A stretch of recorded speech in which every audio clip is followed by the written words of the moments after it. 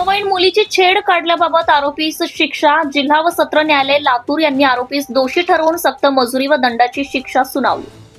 अल्पवयीन मुलीवर लैंगिक अत्याचार व छेडछाडीच्या गंभीर गुन्ह्यात माननीय जिल्हा व सत्र न्यायालय लातूर यांनी आरोपीस दोषी ठरवून सक्त मजुरी व दंडाची शिक्षा सुनावली असून हा निर्णय समाजात महिलांच्या व बालकांच्या सुरक्षिततेसाठी महत्त्वाचा व दिशादर्शक ठरणारा आहे.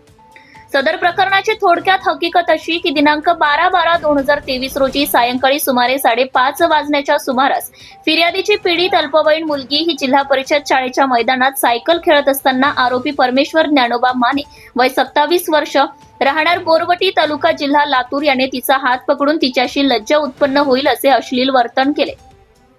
सदर बाब पीडितेने घरी येऊन तिच्या आईला सांगितली. त्यानंतर पीडितेच्या आईने आरोपीस याबाबत जाब विचारला असता आरोपीने तिला जीवे मारण्याची धमकी दिली.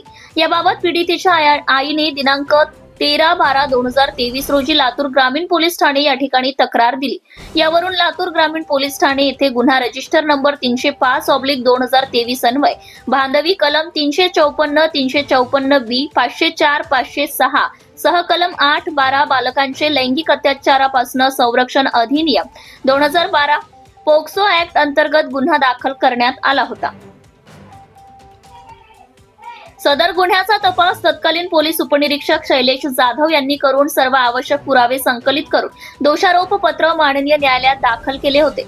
खटल्यामध्ये प्रत्यक्षदर्शी साक्षीदार, सरकारी पंच, महानगरपालिका लातूर येथील जन्म मृत्यू नोंदणी विभागातील अधिकारी तसेच तपासी अंमलदार यांच्या साक्षी महत्त्वपूर्ण ठरल्या. सदर प्रकरणात जिल्हा सरकारी वकील श्री संतोष देशपांडे यांच्या मार्गदर्शनाखाली विशेष सरकारी अभियोक्ता श्री मंगेश महिंद्रकर यांनी सरकारतर्फे प्रभावीपणे बाजू मांडली.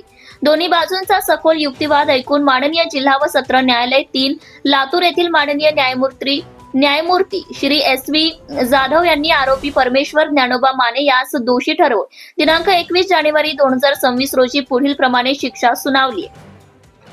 बांधवी कलम 354B सह पोक्सो ऍक्ट कलम 8 अन्वये 3 वर्ष सक्त मजुरी, 3000 रुपये दंड. बांधवी वर्ष 354 पोक्सो ऍक्ट कलम 12 अन्वये 1 वर्ष सक्त मजुरी आणि 1000 रुपये दंड अशी एकूण कठोर शिक्षा सुनावून माननीय न्यायालयाने महिलांच्या व बालकांच्या सुरक्षिततेबाबत धोरण स्पष्ट केले आहे.